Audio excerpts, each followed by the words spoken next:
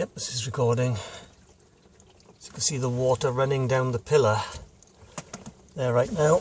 In fact, you can see it dripping right there. Had a hell of a lick coming down the pillar as I run water on the roof. So clearly whatever leak was there last time has not been fixed. If it was fixed, another one was created in the process of fixing the last one. But that is a severe leak. I mean, that's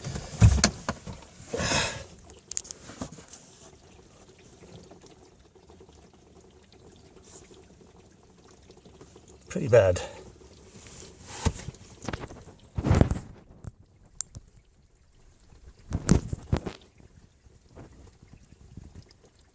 That's a pretty bad leak.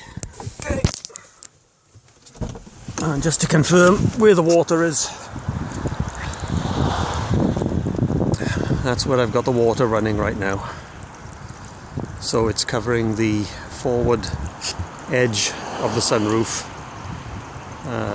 and the side of the sunroof, right hand side, pretty comprehensively. But I should be able to cope with that without draining into the car.